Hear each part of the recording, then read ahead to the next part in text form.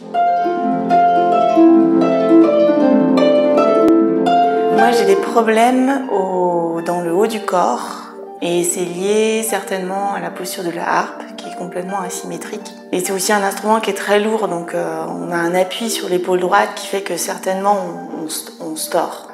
Et en fait, ces derniers temps, ces douleurs-là sont quand même vraiment amplifiées.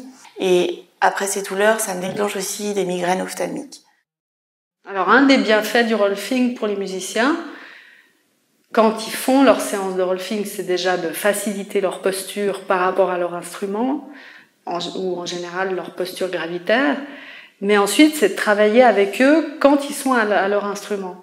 Et c'est là qu'on va se rendre compte qu'eux-mêmes vont se rendre compte qu'il y a des tas de choses qu'ils peuvent adapter dans leur manière de s'asseoir, par exemple, de manière à moins de douleur dans les articulations en général, mais aussi ils vont entendre qu'ils produisent un son très différent lorsqu'ils sont dans leur axe gravitaire. Moi, tu sais, quand tu as deux poteaux qui sont appuyés l'un contre l'autre, comme ça, oui, si tu vas là, il y en a un qui a plus de force que l'autre. Oui.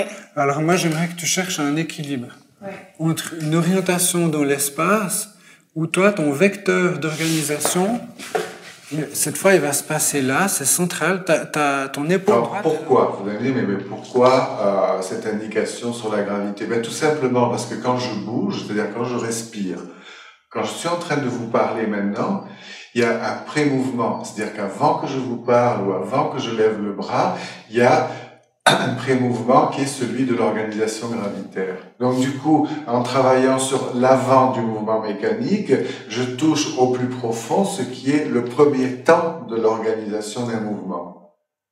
Donc il y a une anticipation dans tous les mouvements, qui est l'ajustage gravitaire. Et souvent, cet ajustage gravitaire, on ne le sent pas, puisque c'est un tout petit mouvement interne. Et donc, il peut être faillible, ne pas fonctionner correctement. Et moi, je m'escrime à retrouver la fonction de l'épaule, alors qu'en fait, c'est la colonne qui ne portait pas bien et qui faisait que mon épaule ne pouvait pas être libre parce que j'avais une espèce de chute de la colonne vertébrale. Et donc, chaque fois que je vais travailler, je vais appuyer de plus en plus comme ça, au lieu d'appuyer avec, au contraire, quelque chose qui monte dans ma colonne. Si je fais un geste répétitif de cet ordre-là, ou un geste sportif. Tu construis d'abord ton sacrum. Tu poses. Tu construis ta main, tu construis ton espace à droite. Voilà, ta main. Et au niveau du sternum encore. Et tu laisses la colonne suspendue. Voilà, c'est ça.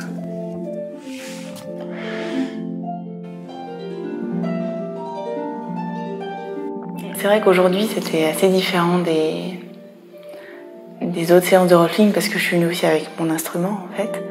Et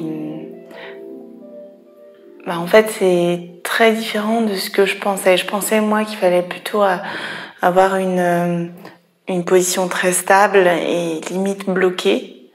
Et en fait, c'est tout dans un mouvement fluide et d'ouverture et de sensation aussi sur tout ce qu'il y a autour, en fait, en dehors de l'instrument. Et c'est très intéressant parce que je pense qu'on se focalise beaucoup sur les doigts, sur la technique. Et finalement, en discutant avec Mathias, on réalise que ces soucis, c'est pas des problèmes, c'est aussi une thérapie pour moi. En fait, ça me permet vraiment de faire travailler mon corps, mais en douceur et en fluidité, en fait.